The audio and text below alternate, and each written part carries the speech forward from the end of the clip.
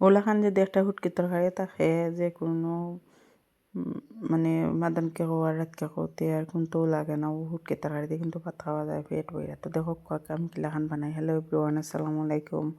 কিতাব বয়স ভালো আসেনি। তো আজকে আমি আপনার লগে হুটকি দিয়ে আলো তো বেগুন দিয়ে রান্না দেখাইমু। তো দেখতে পারে এখানে ফার্স্ট টাইম হোল মাছের হুটকিরে গরম পানি দিয়ে ভিজাই রাখছি।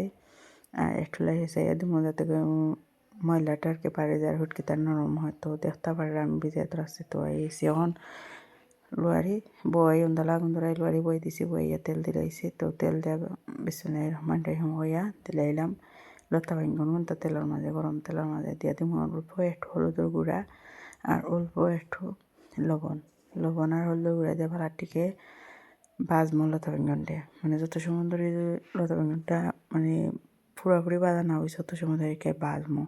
তো লতা বেগুন ওলাখান ভাজি আর রান্ধলে হুটকি তরকারি যে মজা লাগে খাইতে দেখতে পারে কারণ আমি তেল একটু বাড়াইও দিছি আর ওলাখান আপনারা বাড়াইয়া দেখাইয়া দেখবা যে মজা লাগে।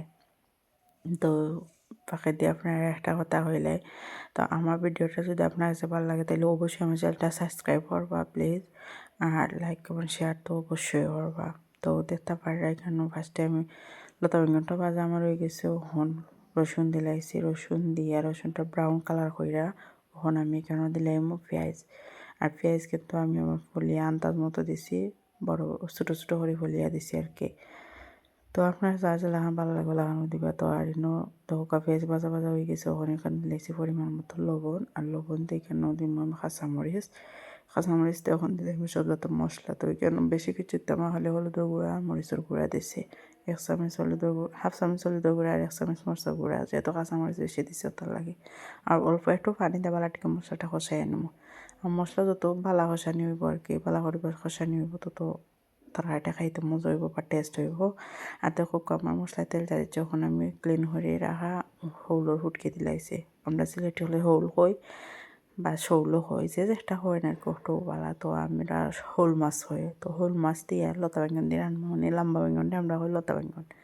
তো দেখতে পারে এখানে আমি মাছটা আর মশলাটা বালাটিকে কষাই ওখান দিব 3-4টা রসুন। তো রসুন আস্তে ওলাখান আস্তা রসুন দিয়ে খাইছেন আপনারা অবশ্যই হই বা কমেন্ট হয়ে। আর ওলাখান আস্তা রসুন দিয়ে খাইতে কিন্তু যে মজা লাগে হুটকি তরকারি। তো আস্তে আস্তে ছোটো 4টা রসুন দিছি দিয়ে বালাটিকে ওখান মজাইয়া প্রায় 3-4 মিনিটের মতো আর কি মশলা রসুন মাছ সবটা মজাইমো আর কি আনা বানিয়ে।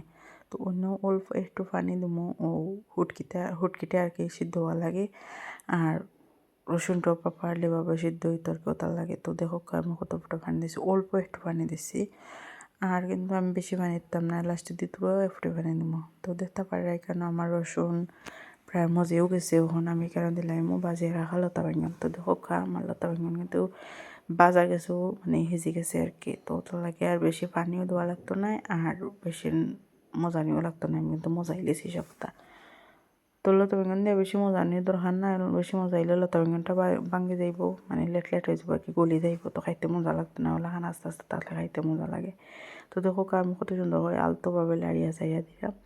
তো লাড়িয়া চাইয়া দিয়ে কেন আমি অল্প দেখো কত সুন্দর কালার আইসে আর অল্প একটু পানি দিব আর কি ও হুটকিটাকে সিদ্ধ হওয়ার লাগে।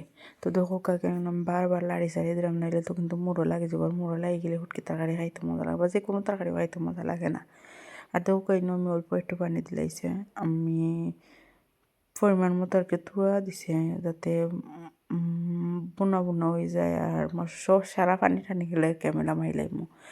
তো দেখো আমি কতটা পানি দিছি, অল্প একটু পানি দিছি। তো দেখো আমার রান্না কত সুন্দর হয়েছে, খাইতে কিন্তু যে মজা হয়েছে। আর ওলা আপনারা ট্রাই করে দেখবা যে মজা লাগে। আর তো আমার রান্নাও হয়ে গেছে আর ওখান নামাইলাইমো। আর বাঁকড়া পাতা নাই যদি তার বেশি মজা লাগলো না।